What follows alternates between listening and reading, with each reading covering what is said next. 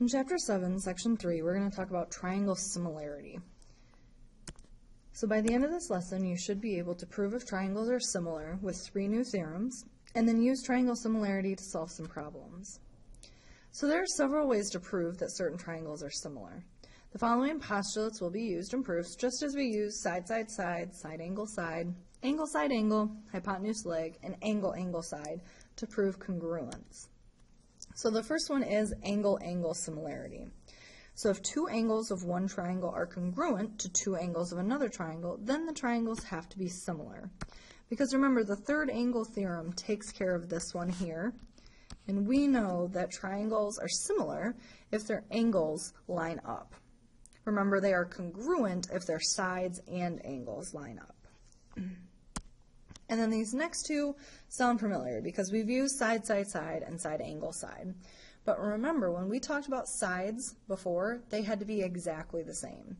This time, because we're proving similarity again, we want them to be proportional.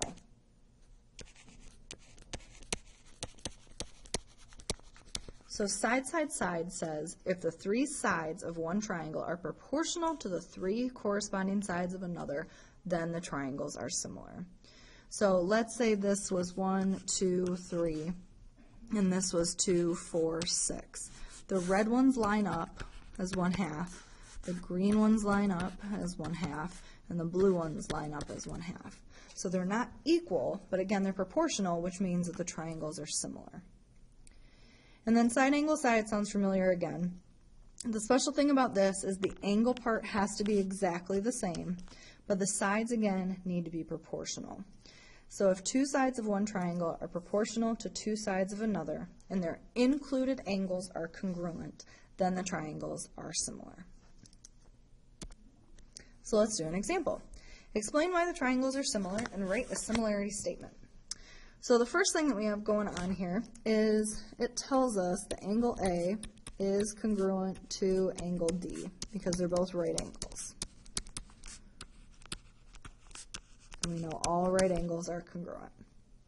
And then the other thing, just like all the other proofs we've ever done, if they share an angle, we're going to have to use vertical angle theorem. So we know the angle BCA is congruent to angle ECD. And this is by the vertical angle theorem. So that's all we need. By angle theorem, the triangles have to be similar. And we need to write a similarity statement. So we want to get the right order. So if we call the first one ABC, we need to make that similar to the second one. So start at the right angle, which is D. We went up and then down. So down and then up, D, E, C. So let's try another one. Verify that the triangles are similar. So the first thing I notice is they don't tell me anything about the angles, and they're not sharing an angle. So that crosses off angle, and side, angle, side. So that means I'm looking at the sides.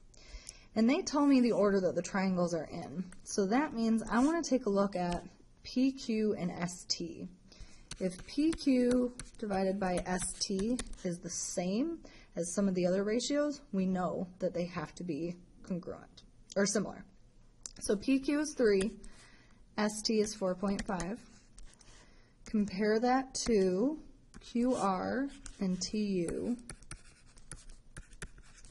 So QR is 3, TU is 4.5. And then the last one, RP and US. So RP is 2 and US is 3. So 2/3 is as simple as it goes. 1.5 goes into both of these, but they all simplify to 2/3. So because all of these are the same, that means by side, side, side, triangle PQR is similar to triangle STU. Let's do another. Verify that these triangles are similar.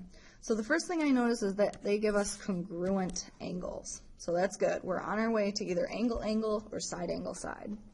And since the only other piece of information they give us are side lengths, we're going to use side angle side. So again, they tell us what triangles or what sides of the triangle match up. So DE and HJ. DE is 2 and HJ is 1. Should line up with the other piece of information they give us, DF and HK. So D to F is 5.8 divided by H to K, which is 2.9. This one obviously simplifies to 2. If you type that in your calculator, this one simplifies to 2. So because these proportions are the same, we know that by side angle side, triangle DEF is similar to the triangle HJK. So let's do a harder one. Explain why ABE and ACD are similar, and then find CD. So they're already telling us that these are similar, but these triangles overlap. So what I'm going to do to save myself some headache is copy these down. ABE is 9, 5, and then they give me a right angle. And then the other one is a little bigger. It's ACD. This is X. This is 90 degrees again. And then I want this whole distance here from A to C. So that's 9 from A to B, and then 3 more from B to C. So this is a total of 12. So the first thing I notice is that they tell us that there are right angles. So I know angle B has to be congruent to angle C because they're right angles. And then the other one that kind of slips by is the fact that angle A is the same in both of these. So we know that angle A is congruent to angle A by the reflexive property. So just like if they share a side, if they share an angle that's literally one angle on top of the other one, you know that they're the same. So by angle, we know that triangle ABE is similar to triangle ACD. So now that we know that, we can use these two triangles that we have here to determine CD. So remember, because these are similar, the sides have to have the same ratio. So that means AB needs to line up with AC, and that BE needs to line up with CD. So we know AB is 9 over AC is 12, and BE is 5 over CD, which is X. So we already know that these are similar, so we can set 9/12 equal to 5 over X. And then just like we did yesterday, we can solve these proportions. If we cross multiply, 9X has to equal 60, and if we divide both sides by 9, we can simplify this. 3 goes into both of these. It goes into 60 20 times and into 9 3 times. So 20/3 is how long this is. If you want, you can convert it to a decimal. It'd be about 6.67.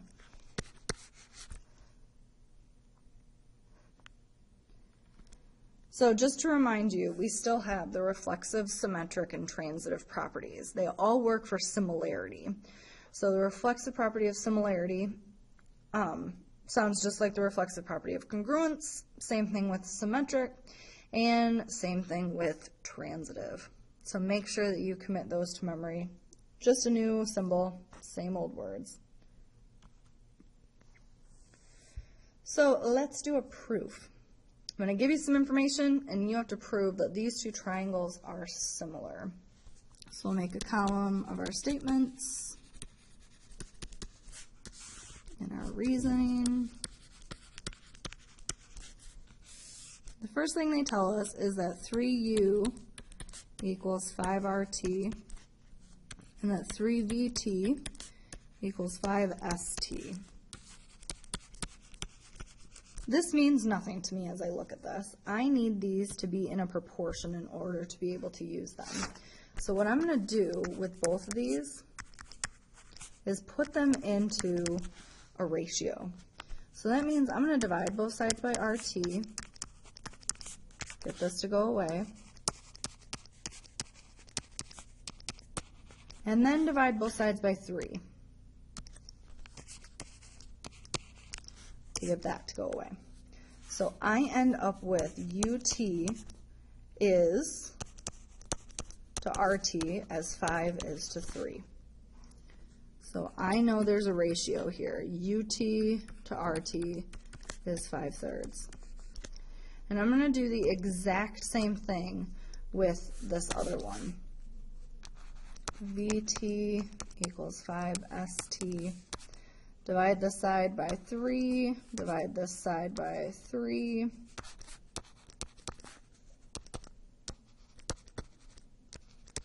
And then divide by ST. So we put these in nice little ratios. And because these two both equal each other, we can then do something with that. So the reason we were able to do this is the division property of equality. And then we can use the transitive property and say that UT over RT has to be the same as VT over ST. Same ratio.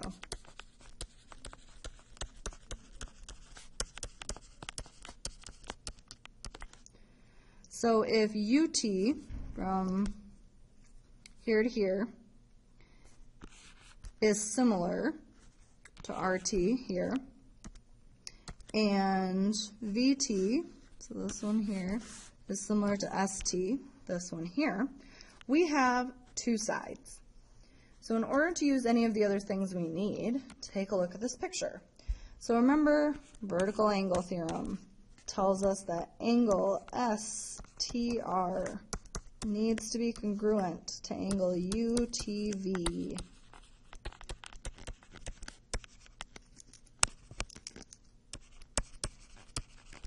So then we have two sides being similar, same ratio, and two angles being congruent. So we can use side angle side, well, that's a bad color, side angle side to say that triangle UVT is similar to triangle RST.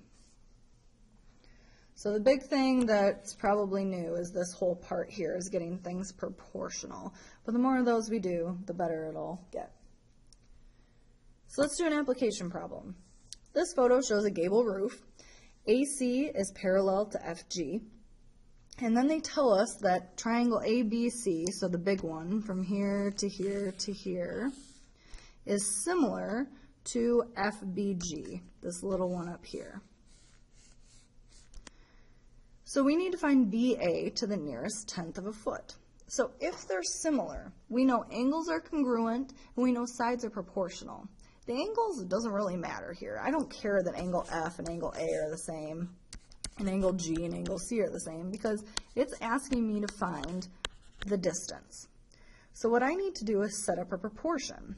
So I know that FG is proportional to AC, because they're both the bottoms of my triangle. So FG divided by AC equals 6.5 over 24. And now I know that has to be the same as these side lengths. So the first one is FB over this whole side length here, AB. So FB is what we don't know. Let's make it X. And we know AB is this 17 here plus whatever we don't know.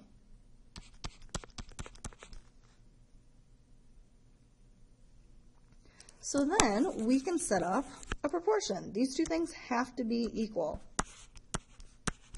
So 6.5 over 24 has to be the same as X over 17 plus X. And then we can do some cross products. 24X has to equal, we'll need some parentheses here. So we'll distribute 6.5X. And if you do 17 times 6.5, you end up with 110.5.